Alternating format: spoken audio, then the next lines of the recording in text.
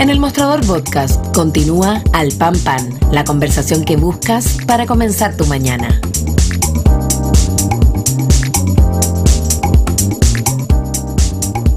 Bien, pues ya lo comentábamos, el gobierno confirmó a Ciberchile que 6 ministros han asistido a reuniones organizadas por el exalcalde y actual lobista Pablo Salaquet, militante de la UDI, y lo hizo también después de que se diera a conocer que los ministros Nicolás Grau, de Economía, y Maisa Rojas, de Medio Ambiente, se reunieron con empresarios de la salmonicultura, pero esto no quedó registrado en la ley de lobby.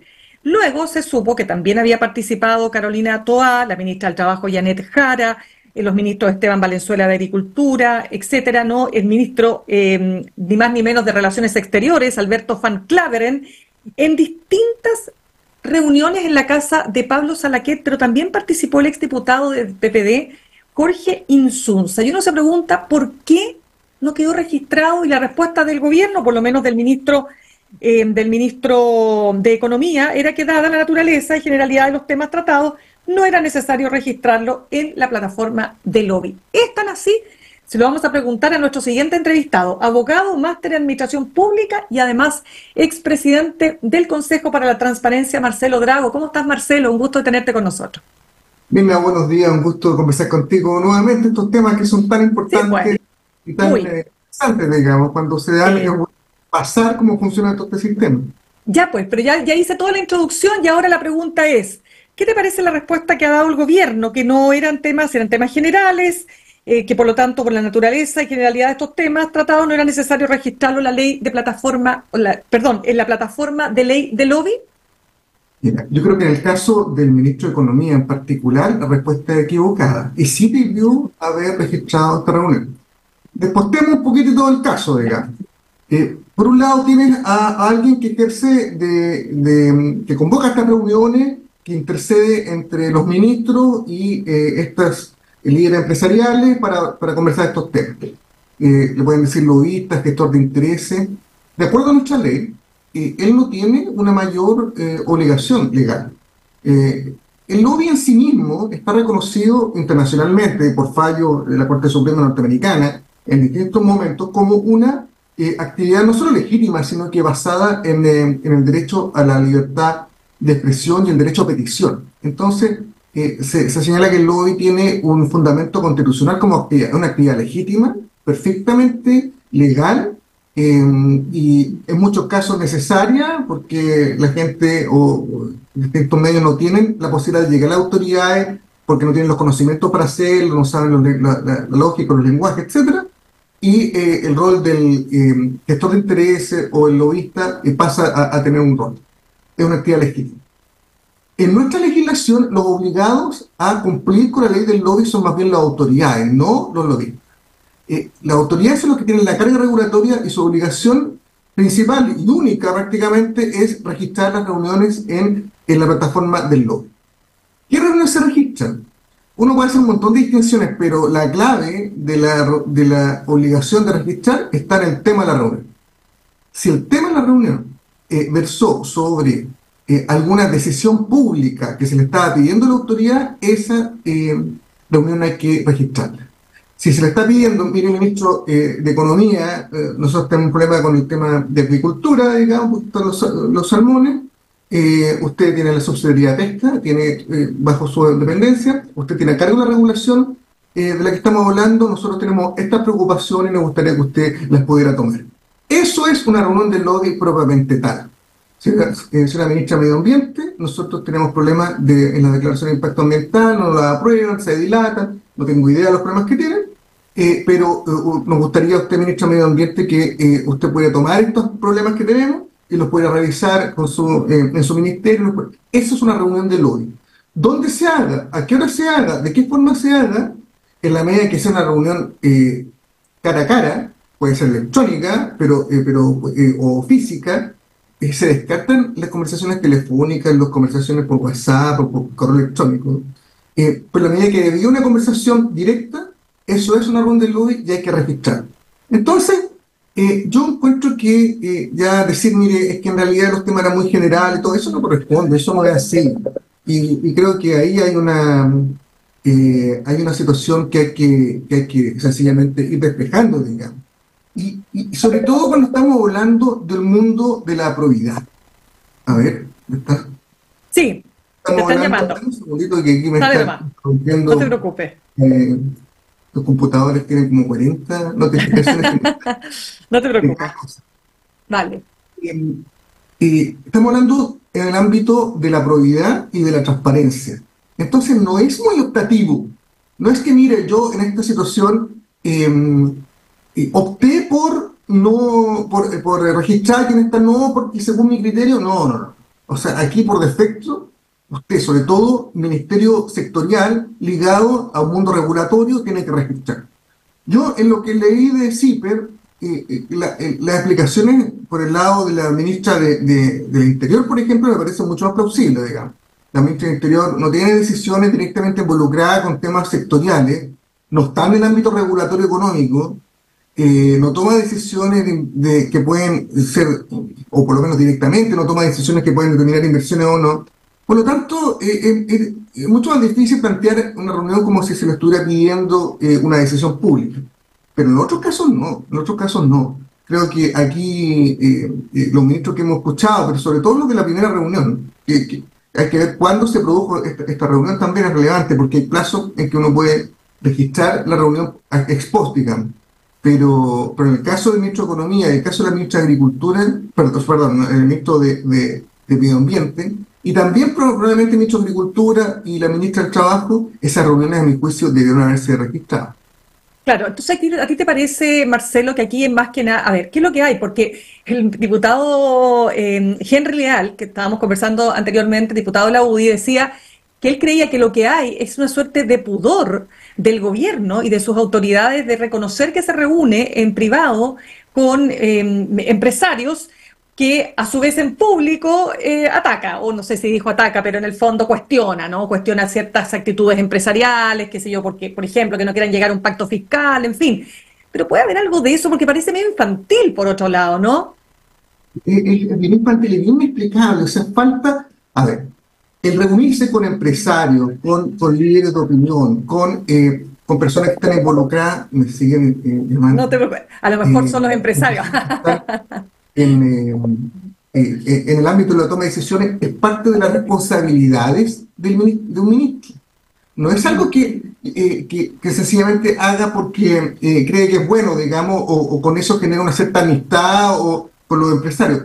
Parte de las obligaciones de un ministro, de una autoridad pública, es escuchar a todos los que están involucrados en las decisiones que toman y considerar sus posiciones, escuchar, saber el impacto que tienen sus decisiones, las consecuencias a veces indeseadas, incalculadas, cuyo el ministro en ese caso no habían podido predecir. Y aquí en una reunión se le dice, mire, si usted hace esto, nosotros vamos a tener estas consecuencias que usted no ha considerado. Eso es parte de las obligaciones de un ministro a considerar.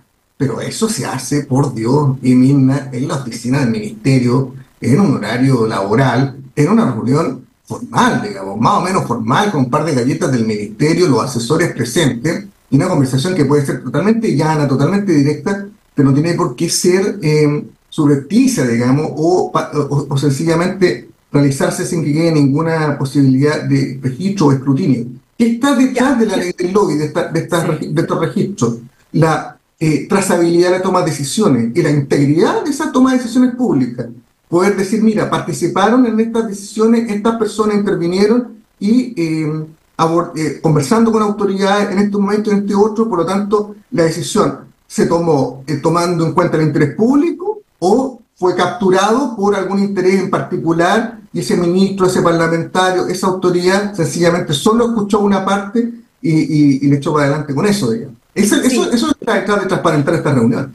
Sí, conversamos con Marcelo Drago, abogado, máster en Administración Pública y expresidente del Consejo para la Transparencia. Marcelo, una ministra, un ministro que no está en su horario de trabajo, puede reunirse con una persona como Pablo Salaquet, lobista, y que esa reunión no sea considerada una reunión que esté dentro de los marcos de lo que estamos conversando? Depende del tema de la reunión. Siempre. Lo que manda es el tema de la reunión. No manda con quién me reuní. Manda que yo sea una autoridad pública y manda el tema de la reunión para el cual fui convocado. si esa reunión se trató de que un lobista que puede estar inscrito, no hay una obligación de inscribirse, pero ya tenía otras reuniones de lobby, ya figuraba como lobista.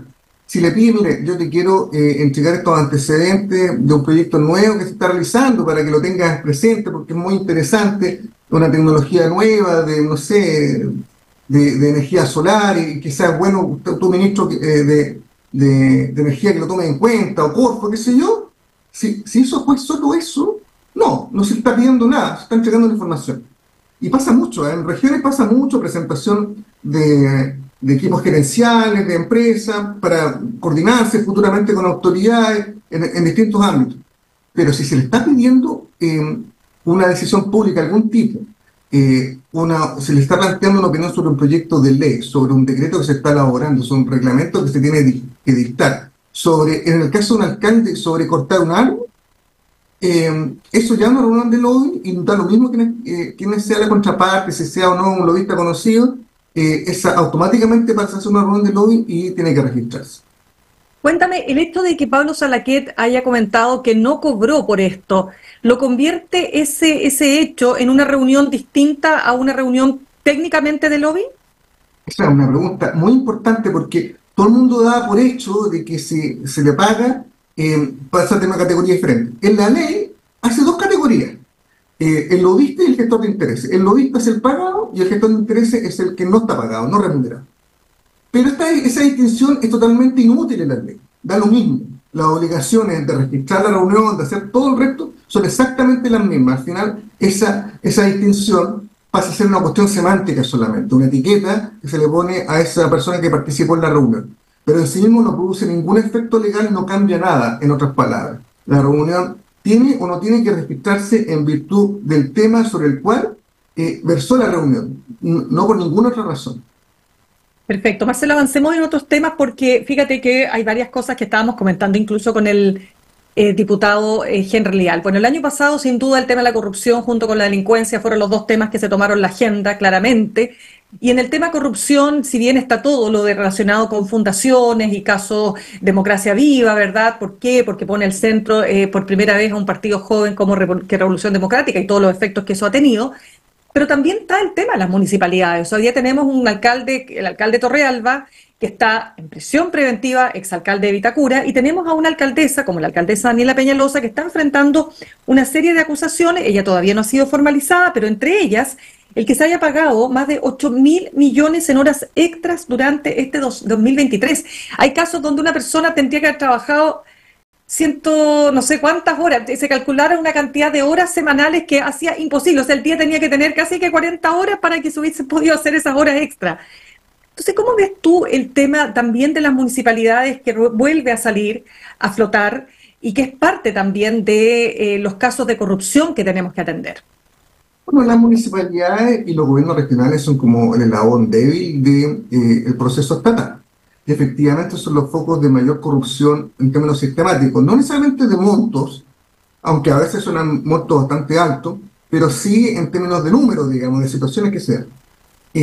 Esto de las horas extra es muy antiguo, digamos. Yo cuando era presidente del Consejo de Transparencia, en un minuto fiscalizamos las obligaciones de cumplimiento de transparencia activa, justamente las horas extra, y vimos, si estaban publicados o no, y cuando vimos los resultados nos dimos cuenta que eran inverosímiles, digamos. Lo que tú dices, una persona físicamente no pudo haber tenido esa cantidad de horas extra en un mes, digamos. Entonces enviamos muchos antecedentes a Contraloría y se impulsaron procesos de fiscalización y de sanción. Pero en el caso de esto de la hora extra es producto principalmente de una cuestión más estructural de los municipios.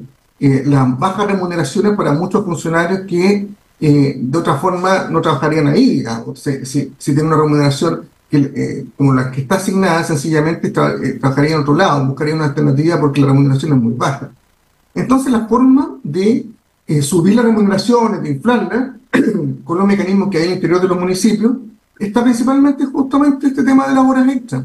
Y asignando estas horas extras, pueden aumentar sus remuneraciones y al final de mes tienen un sueldo, entre comillas, más de mercado. Entonces, esa es la falencia. Es un doble problema, porque hay una autoridad, o sea, hay una una situación que no se quiere enfrentar, que son las remuneraciones muchas veces bajas o que no se condicen con el mercado, con un problema de utilizar un mecanismo que sencillamente es mañoso o derechamente ilegal, porque sencillamente hay que mentir en el proceso diciendo que se hicieron una serie de horas extras que nunca se realizaron y que quedan en evidencia porque físicamente no da, digamos, no es posible.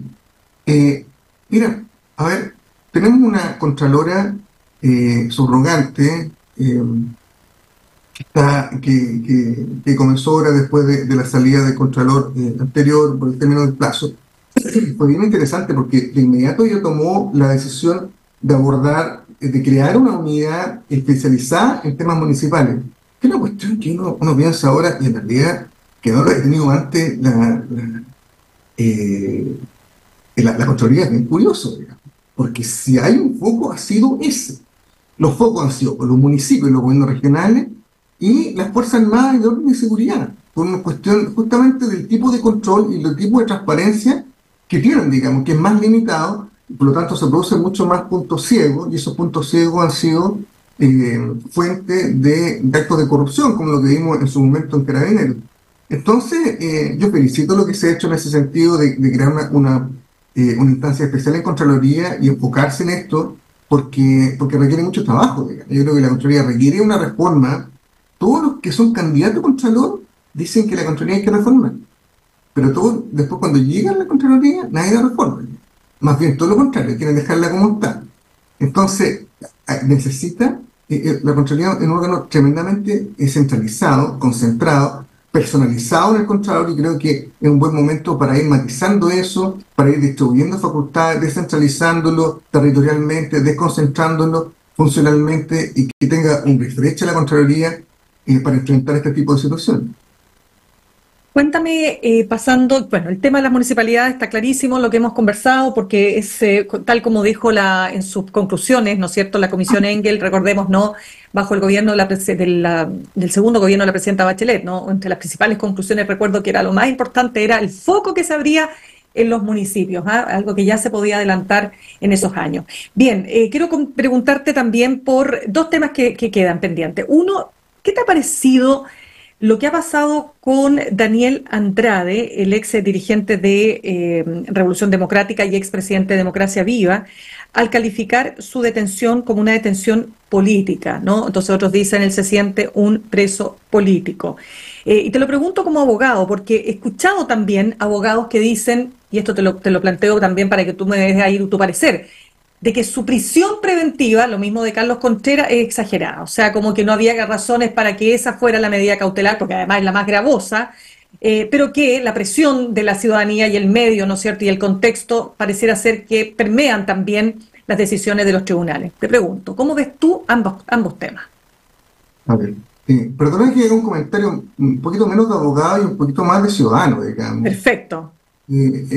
Yo tengo mi año y vi presos políticos en las cárceles chilenas, y una falta de respeto, perdónenme, que un cabro que participó de un desfalco directamente, presuntamente, pero está en un proceso judicial por fraude al fisco, se arrogue esa calidad de preso político, cuando sí conocimos presos políticos que eran de verdad en Chile, digamos, presos por su idea, por su forma de pensar, por su posición política. Es un preso político. La causa en que está esta persona en realidad no tiene una connotación política directa, es un fraude del fisco, es un robo, digamos. Es una fraudación, es una maquinación fraudulenta para echar recursos del Estado. Eso es lo que se está investigando, no estoy haciendo un prejuicio, porque los tribunales todavía hay un largo proceso para asignar la responsabilidad final. Que la prisión preventiva sea gravosa o no, bueno, la prisión preventiva tiene objetividad. Hay situaciones donde se puede presumir la fuga o puede prestar un peligro a la sociedad. No creo que sea un peligro a la sociedad, porque aquí lo ofendido, o sea, es la sociedad, básicamente eso está pensado para delitos violentos, o la prisión preventiva se mantiene para la seguridad de las víctimas, y aquí la víctima es el Estado, así que no califico. Pero sí puede haber fuga. ¿Por qué no, digamos?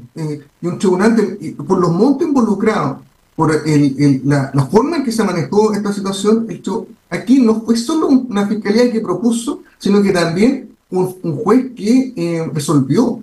Entonces, puede no gustarle, obviamente no le gusta estar en prisión preventiva, no es el único que está en prisión preventiva, entiendo que son más de 9 los que están en este tipo de casos, sean del Ministerio de Vivienda, sean de gobiernos regionales, pero todo involucrado a corporaciones, fundaciones y estas transferencias.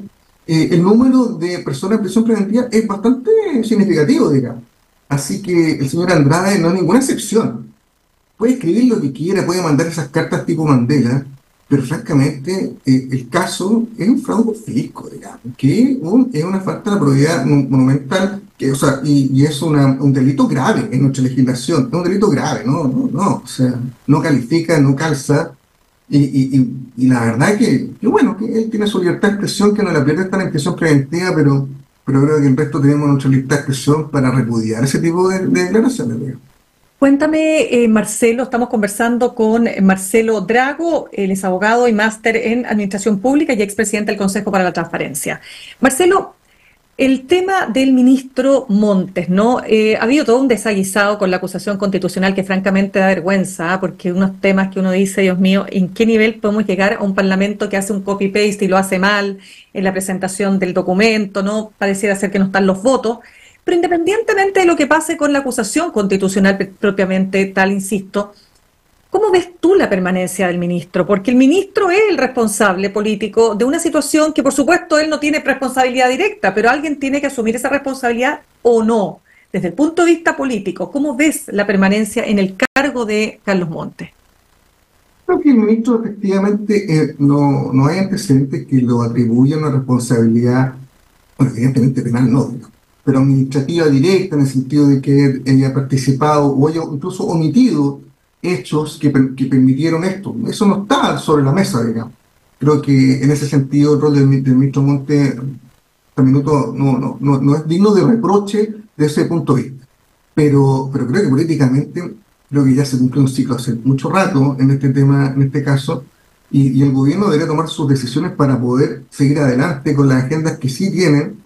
Y en esto, no solo el rol del ministro Montes, sino que de varios más en el gobierno creo que ya cumplieron su ciclo.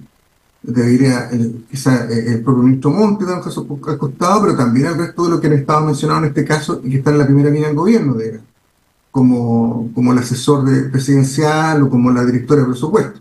Creo que ahí el gobierno tiene una oportunidad de dar vuelta a la hoja, de seguir adelante, pedir un paso al costado a esas 3 personas y poder seguir adelante con su agenda, que yo creo que es lo que más complicado tienen, digamos.